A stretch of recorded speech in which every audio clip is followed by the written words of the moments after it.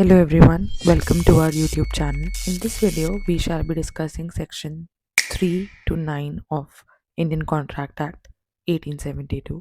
ये sections communication, acceptance and revocation of proposal के बारे में बात करते हैं. Before I begin with the lecture for today, it would mean a lot to us if you could subscribe to our channel.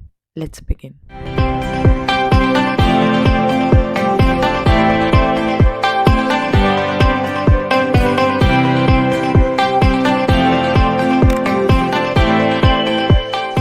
Communication of proposal, acceptance of proposal and revocation of proposal and acceptances एक act के through या omission के through बनाए जाते हैं, ऐसा इसमें कहा गया है.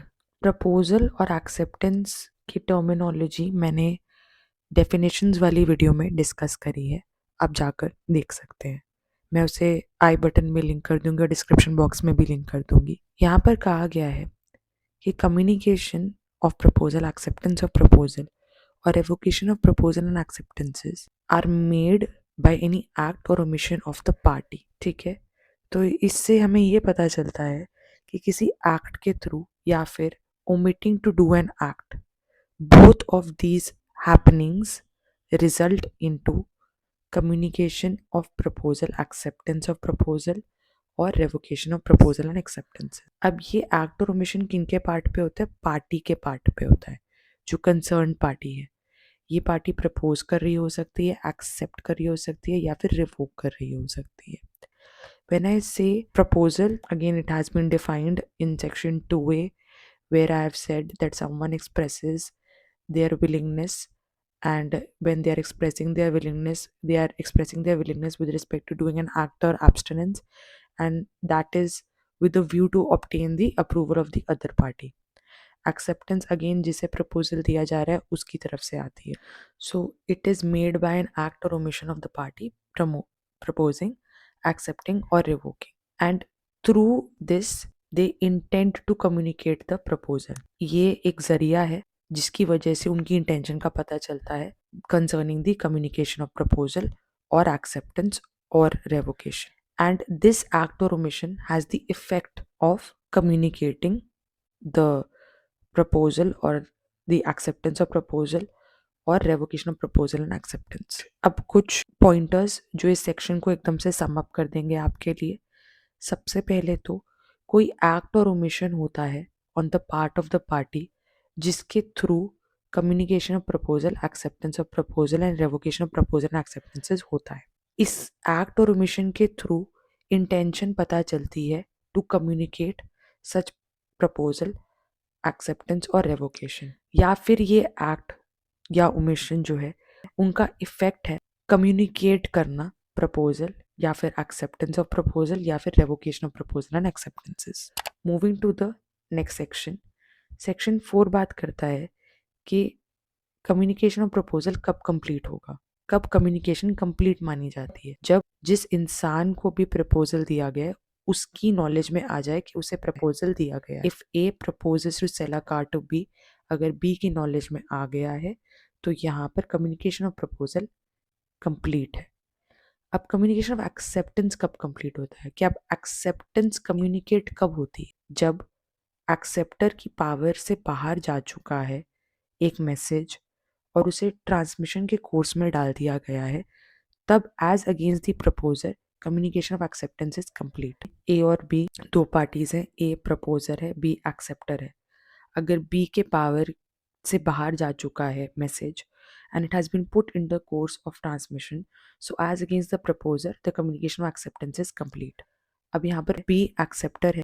जब प्रपोजर ए के नॉलेज में आएगा तब एक्सेप्टेंस जो है वो कंप्लीट मानी जाएगी एज अगेंस्ट द एक्सेप्टर. अब बात करते हैं कि रेवोकेशन कब कंप्लीट मानी जाएगी. ए और बी दो पार्टीज हैं. मान लीजिए कि ए ने रिवोक किया है और उसका कम्युनिकेशन करना चाहते हैं वो, तो जब वो उसे ट्रांसमिशन में डाल देंगे, ट्रांसमिशन में डालने का मतलब होता है अगर आपने लेटर पोस्ट किया है तो आपने उसे पोस्ट कर दिया है या put it in the passage.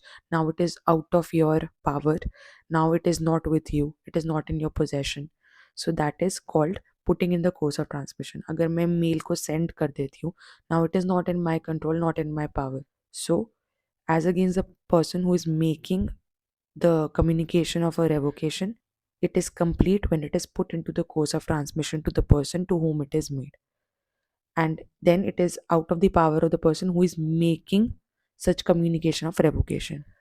And जिस इंसान को कम्युनिकेट करा जा रहा है, जब उसके नॉलेज में आ जाएगा तब कम्युनिकेशन ऑफ रेवोकेशन कंप्लीट माना जाएगा। आइए कुछ एग्जांपल्स देखते हैं। ए ने लेटर के थ्रू प्रपोज किया कि वो घर बेचना चाह रहे हैं बी को एक सर्टेन प्राइस पे। ये जो कम्युनिकेशन ऑफ प्रपोजल है ये कंप्लीट हुआ जब बी को लेटर रिसीव हुआ। सिंपल, जो अभी तक मैंने प्रिंसिपल डिस्कस किया उसमें ये पता चलता है। अब देखते हैं इलिस्ट्रेशन बी। बी ने एक्सेप्ट कर लिया ए का प्रपोजल। उन्होंने कैसे एक्सेप्ट किया? एक पोस्टल लेटर के through. Communication of acceptance is complete as against A. अब ए कौन है? प्रपोजर। ठीक है, अगर हम पिछले वाला स्लाइड देखें तो कम्युनिकेशन ऑफ एक्सेप्टेंस कंप्लीट होती है as against the proposer when it is put in the course of transmission to him so as to be out of the power of the acceptor. So here the A is proposer, so communication acceptance is complete as against A when the letter is posted. यहाँ पे B acceptor है, तो acceptor के respect में when it comes to the knowledge of proposer, so here when the letter is received by A. Simple. Now revocation के बारे में बात करते हैं। ए ने रेवोक कर दिया proposal by telegram. Telegram is a written way to send your message and revocation is complete as against A when the telegram is dispatched, मतलब it is put into the course of transmission, now it is out of the power, and it is complete as against B when B receives it. B revokes his acceptance by telegram. B's revocation is complete as against B when the telegram is dispatched and as against A when it reaches him. तो similarly जब हमने यहाँ पर revocation of acceptance के बारे में बात करी है तो बी की रेवोकेशन उसके अगेंस्ट तब कंप्लीट होगी जब टेलीग्राम डिस्पैच हो चुका है, मतलब उसकी पावर से बाहर जा चुका है, और एज अगेंस्ट बी ए तब कंप्लीट होगी जब ए तक वो पहुंच चुका है, मतलब उसकी नॉलेज तक पहुंच चुका है। सेक्शन 5, प्रपोजल रिवोक किया जा सकता है एक मोमेंट से पहले। ये मोमेंट कौन सा है?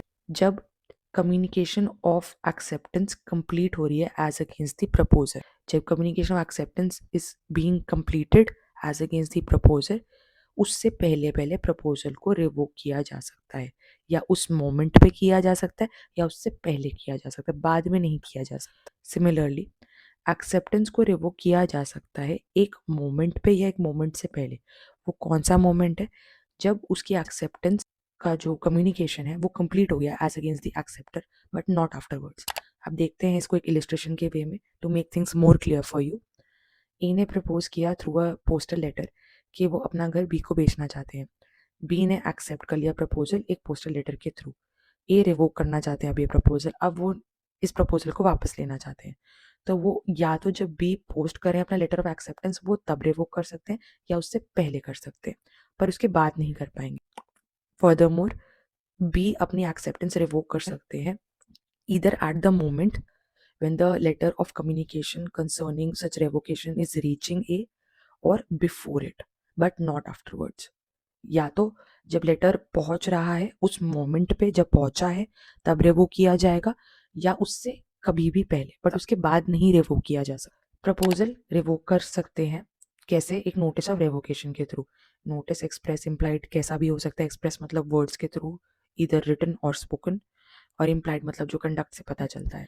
And it is communicated by the proposer to the other party. अब और प्रपोजल कैसे रिवोक किया जा सकता है? अगर टाइम पास कर गया है जो प्रिस्क्राइब टाइम था प्रपोजल में एक्सेप्टेंस के लिए, मान लीजिए प्रपोजल में कहा गया था कि 5 दिन में बता दीजिएगा if you want to accept it, और 5 दिन का टाइम जा चुका है, so here through the lapse of time the proposal has been revoked. अगर कोई टाइम प्रिस्क्राइब नहीं था प्रपोजल में तो रीजनेबल टाइम के अंदर अगर एक्सेप्टेंस नहीं दी गई है so the proposal will be revoked. Reasonable time जैसे कि मान लीजिए 6 महीने हो गए प्रपोजल दिए हुए but there has been no communication of acceptance, so here the proposal shall be revoked. अगर एक्सेप्टर जो है वो फुलफिल नहीं कर पा रहा है कोई कंडीशन प्रेसिडेंट, कोई भी ऐसी कंडीशन हो सकती है जो कि ज़रूरी थी for the completion of acceptance, for the on the part of acceptor कोई ड्यूटी थी और वो उसको फुलफिल नहीं कर पाए हैं, and that condition was precedent to acceptance, मतलब वो एक्सेप्टेंस से पहले फुलफिल करनी थी और एक्सेप्टर ने वो फुलफिल नहीं करी है। So here that particular proposal is revoked. मतलब कंडीशन प्रेसिडेंट ये हो सकती है कि एक्सेप्टेंस से पहले कि अगर प्रपोजर एक्सेप्टर से मिलना चाह रहा है और वो कह रहा है कि मैं प्रपोजल रिवोक कर दूंगा अगर आप मुझसे मिलते नहीं है तो। So here if the acceptor does not meet a the proposer, so due to the failure on the part of the acceptor the proposal is revoked. अब चौथा फैक्टर ये है कि अगर proposer has passed away or turned insane and this fact comes to the knowledge of acceptor before accepting, so here the proposal will be revoked. अब acceptor को पता चल गया है, एक्सेप्टेंस देने से पहले पता चल गया है कि प्रपोजल हैज पास्ड अवे और has turned insane, so in this regard the proposal shall be revoked. अब प्रपोजल को प्रॉमिस में तब्दील करने के लिए एक्सेप्टेंस कैसी होनी चाहिए? एक्सेप्टेंस एब्सोल्यूट होनी चाहिए, उसमें कोई कंडीशन नहीं होना चाहिए, रिस्ट्रिक्टेड नहीं होनी चाहिए, अनक्वालिफाइड होनी चाहिए, सिंपल होनी चाहिए, या तो हाँ होना चाहिए तो या ना होना चाहिए, and it should be express in usual and reasonable manner. जैसा एक यूजुअल रीजनेबल मैनर होता है वैसे ही एक्सप्रेस करना चाहिए। जनरली एक्सप्रेस किया जाता है थ्रू वर्ड्स, रिटन और स्पोकन, या कोई और तरीका अगर प्रिस्क्राइब किया हुआ है जो यहाँ पे लिखा हुआ है कि unless the proposal prescribes the manner in which it is to be accepted. ठीक है, यूजुअल रीजनेबल मैनर में किया जा सकता है, पर अगर प्रपोजल प्रिस्क्राइब कर रहा है कि एक पर्टिकुलर वे है जिसमें एक्सेप्टेंस दिखानी है तो acceptance must be communicated in that way. अगर आपको एक मेल आता है और वो कहते हैं कि आपको एक्सेप्टेंस मेल के थ्रू ही दिखानी है, so here the acceptance if given by call और by telephonic acceptance will not be sufficient.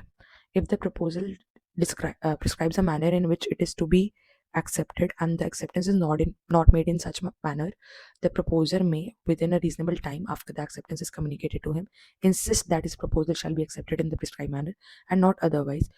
But if he fails to do so, he accepts the acceptance.